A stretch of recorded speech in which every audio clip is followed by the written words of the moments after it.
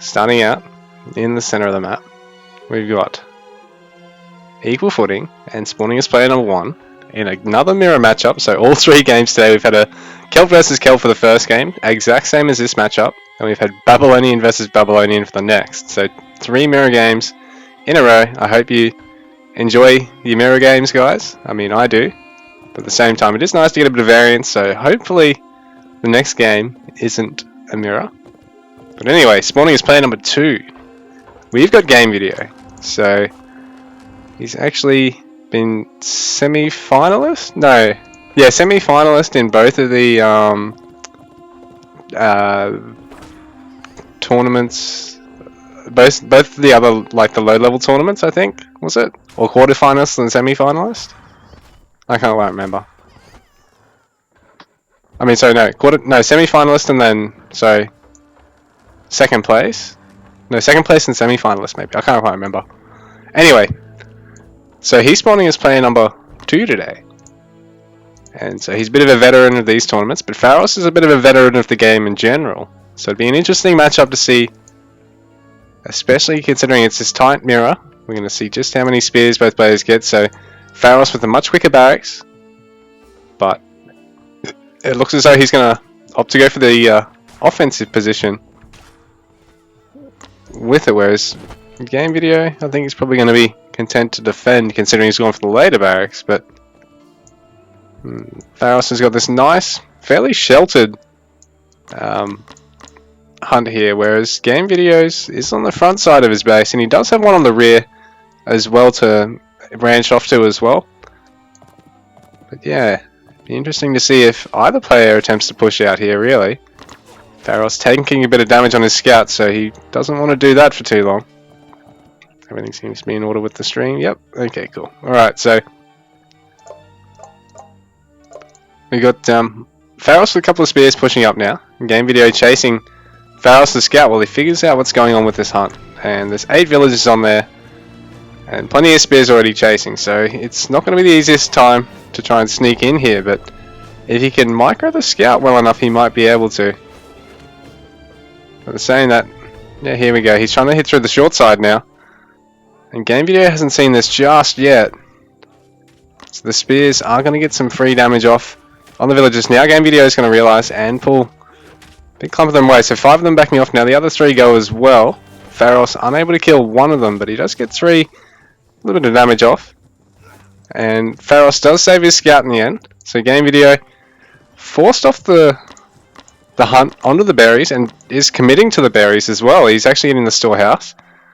Not sure if he's going to get Picker's Gloves or just delay it or avoid it completely, but I really would advise, if he is going to commit to the berries, to get the Picker's Gloves, considering it's pretty cheap upgrade, and 20% is a huge eco upgrade. All the rest give like 10 or 15. Like, it's a no-brainer getting that tech if you're forced onto the berries early, particularly in a matchup like CVC. So Pharos taking out that initial spearman, but he's going to lose this trade because game video has a lot of spearmen here. He's only had the 1 barracks, but he's had continuous spearman production up to 30 pop, and I think he just got housed, or 28, no sorry, up to, yeah, I think he went down all the way up to 30 pop and got housed. And, oh, he got a storehouse, got another barracks on the way, hasn't got another house in production yet though, so he really needs to get that out, considering he's committing to double racks. If he really wants to push hard with a big spear count before his opponent even gets the chance to go to age 2, he needs to not get housed at all. If he's going to go for pretty much a 50-50 spearman long swordsman push, because yeah, he gets the 2 racks out and produces some extra spears before he even ages up. Again, he really needs to take advantage of having that population advantage, because yeah, it's a big commitment going for that second racks, but Pharos is as well actually. He's forced it out of his opponent, game video. And game video actually up by 3 pop at the moment, and 1 villager got his age 2 on the way as well. So Pharos hasn't actually got his age 2 in production yet. He's not actually gathering a lot of food, really. He's only got 5 villagers on the hunt still at this point, and he's pulled these guys back from the berries. They were on that second hunt, but he got denied there, so that's really put a bit of a spanner in the works. He's going to get his age 2 on the way now, but Gamevideos is finished, and he's committing to 3 racks push here. He needs to get gold though. Like, if he's going to commit that heavily, he's not going to be able to continually produce out of all 3 structures, unless he gets all these villagers on the gold preemptively and gets more villagers on there. If he wants to go for like a tri-racks longswordsman push, he's going to need like 8 gold villagers. He's going to get fairly low on gold pretty quick, Gamevideo. But here we go. He wants to get the town center out, but he's already got the stone he needs for that, forcing these villagers back of Pharos, so that's really quite smart from him. And Pharos, in the meanwhile, does get a good scout of what's going on up here with that one spear heading in there. Gamevideo going for a forward TC, so an interesting strat, but while he's got the map presence, it's doable, and it means that he secures all these resources right here, and makes it really hard for Pharos to really do much there on that segment of the map. Forces him to have to try and break Gamevideo there, or work his way around the map as well. So Gamevideo sniping that storehouse, not really going to get a huge amount of value because Pharos has got this other hunt over here. Finish that one down there though, and he hasn't actually cleared this one, so, and it is a bit of a dangerous spot. So Gamevideo at the moment has all the map pressure his way, has 3 eco upgrades on the way as well, and I think despite the fact that he doesn't have the longswordsman count advantage here, I think he should be okay to take this trade, because that second town center is going to finish up and he's going to have tri-racks production. Pharos has only got 2 and it's got the H2 town center on the way there, but it's a little bit delayed. Gamevideo largely just shedding all the spears bar 1 and then backing out there, so not too bad of a strat. Both players basically cleaning up all their spears for the most part, trading them off, and Gamevideo has come out 10 pop ahead after all this initial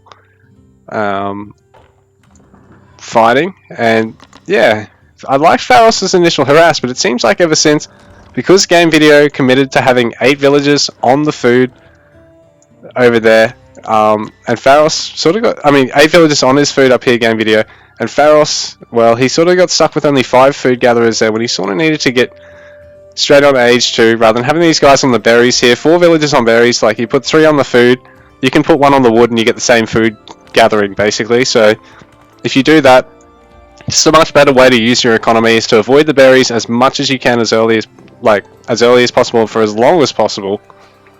Because yeah, basically if you've got 3 villagers on your hunt and 1 on your wood, you're getting as much as you would in terms of food as 4 on the berries, and then you're getting all the extra wood. So Gamevideo's been able to force out that extra barracks right now, and he's sort of sitting pretty at the moment. He's sort of lost his pop advantage, I think, but he's still up by 2 workers at the moment. And as long as he can keep up this production, I think he probably did force out either the 3rd barracks or the 2nd town center. Probably the 2nd town center a little bit too far. Probably the 3rd barracks a little bit too fast then, because he couldn't keep up the unit production out of it. But right now, as long as he can do so, he can definitely break Pharos from here. He doesn't even have as much in the bank at the moment, but it is catching up in terms of the population overall, and is, yeah, moving back onto the hunts, onto both at once. Gamevideo now onto berries himself, so Pharos is going to have a bit of a quicker food eco behind all this.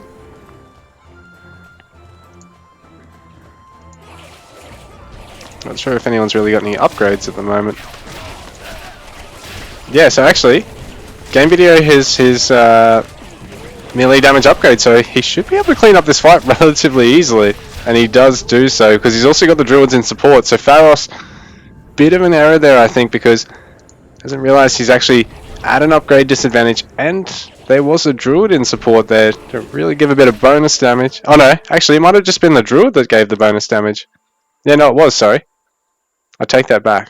So the druids really proving to be a big boon there for Gamevideo with that aggressive Sacred Grove placement.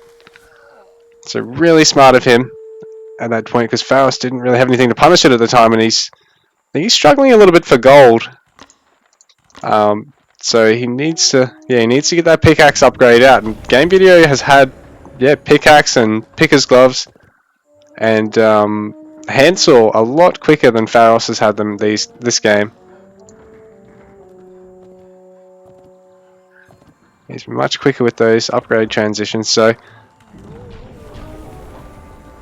right now he's up by 19 pop. Pharos, I think, is still has a leg in the game. only down by 2 villagers.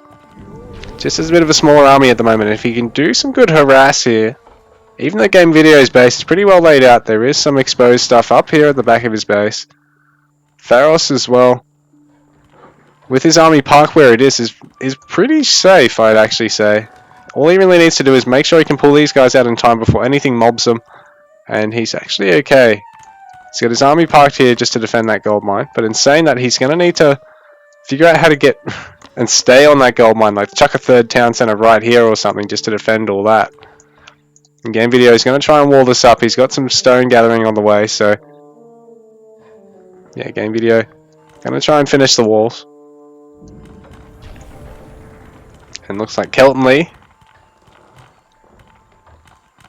Looks like, yeah, Kelton Lee's in a better position than Keltiardis at the moment. So the two rival cities, the two sister cities, are duking it out in the head-to-head in the semi-finals of Zealots. And right now, yeah, it looks as though both players just sitting back and macroing up. Temper coming out and Brewing coming out for Pharos, and Scale Mail and Brewing coming out for Gamevideo, who's already got his Temper. So Pharos down an upgrade at this point. Pretty much even otherwise.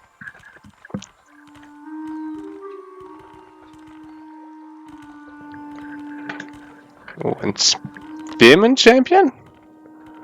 Now this is interesting because you either do it in preparation of like a fast stage 3 heavy horseman approach when like your opponent's sort of floundering and they want to get out horsemen to raid you and you just need to get a couple of spears at home to clean up.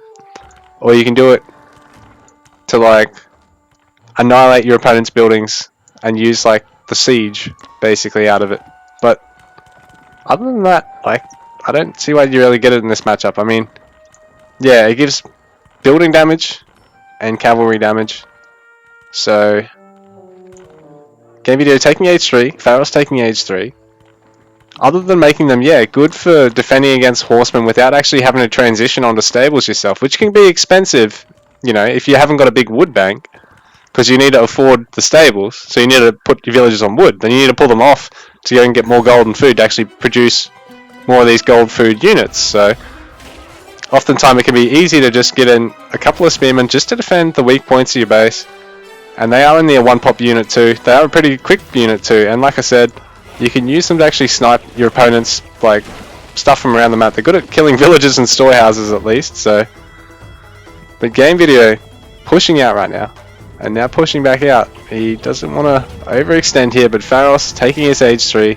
So is Gamevideo, who's cancelled his upgrade on his walls there. So he's going, I can spend that on a town center and out macro you, Pharos. And Pharos is going, try me, buddy. He's got his Longswordsman Champion Q, a little bit quicker than Gamevideo's here, but it's going to be pretty inconsequential.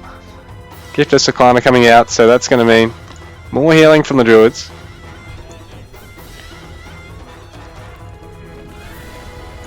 Gamevideo even taking down the elephants, so he's going to really offend Peter here, but he's going to do it because he needs to feed his army. And there's a lot of idle villagers here for Gamevideo, but he's going to clean that up in a sec, I think. And Pharos, 55 villagers. Gamevideo, 60 villagers. So Gamevideo only marginally ahead on the villagers, and I think he's only trailing on score because Pharos has a bigger bank. But Pharos is seemingly catching up in terms of upgrades at the moment, because yeah, both players only got their age 2 melee damage and armor upgrades. And just sort of sitting back, but Pharos, he's only got the 2 druids. Gamevideo all the way up to 5. He's going to get better coverage. He does have spears in the mix, so they're going to be pretty crappy in a head-to-head fight here. Pharos, thank you for the follow. And Pharos adding in a couple of barracks here. I mean, a couple of ranges here. So he's going to be able to get in that range fire. And our leader of Kelton Lee, Gamevideo, he's going to have to respond with Warrior Raiders, because otherwise these bowmen are just going to melt his army. But 2 bowmen's not going to be enough. Pharos has perhaps gone in a little bit too early here. He's only on 130 pop. Gamevideo is actually up to 150 at the moment. These dancing spears look a bit funny. And they're on 7.3 speed actually, so they're going to be quite a bit quicker than these druids, and perhaps he needs to use the druids in a separate group at the back of his army, rally the infantry in, and then just have the druids follow up behind, like, not queued up all together. I mean, not rallied up all together, just because it'll make his army faster. Both players could really probably utilize that on the engage, because Pharos' bowmen are no doubt a little bit slower than his infantry. The market's coming up now for Pharos. Gonna be interesting trying to actually pick that one off there. It's in a pretty nice enclosed area, but it's also going to make it a bit clunky as the caravans head through, and a big engage is going down. So Gamevideo doesn't really have a huge population lead going into this over Pharos now. So, but he is fighting on his doorstep. He is a little bit faster with keeping things in queue, and it looks as though he's cleaning up Pharos now. The druids are really outweighing the bowmen at the moment. So even though it's bowman longswordsman here, druid longswordsman seems to have beat it. And longswordsman, yep.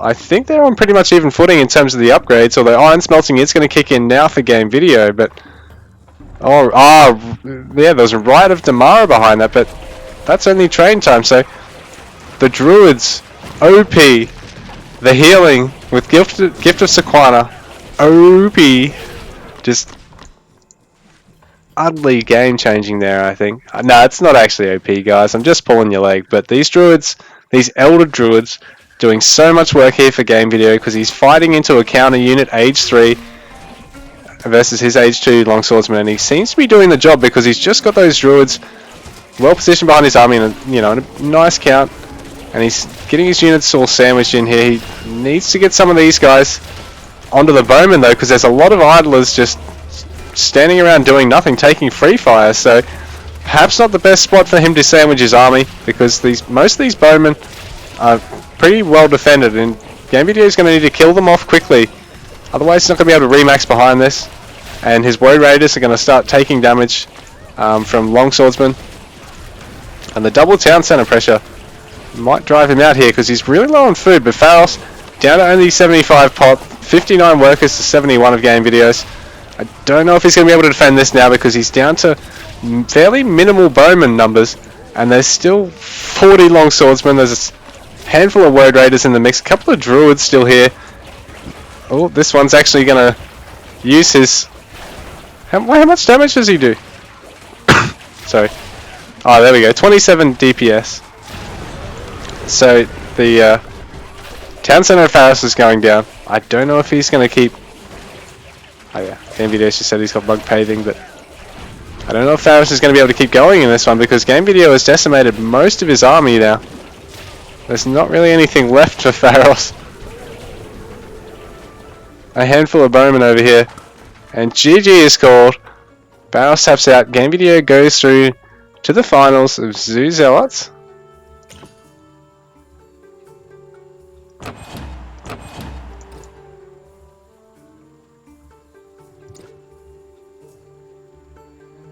So fairly even economic game there, but Gamevideo with a really nice forward town center push when he knew he'd taken a little bit of an advantage over Pharos in the early game, and Pharos probably pushed up a little bit too quick there when he'd made the bowman transition twice, and I do think he probably needed to either fit in druids or fit in range to try and snipe the bowmen. Try and snipe the druids. Try and utilize his range to try and snipe the druids rather than just attacking the longswordsman there, because they really proved to be the difference. Both players on fairly even army upgrades at the times of the fights, and overall scores wise fairly minimal gathering difference actually in favour of Pharos. So GG, well played there, guys.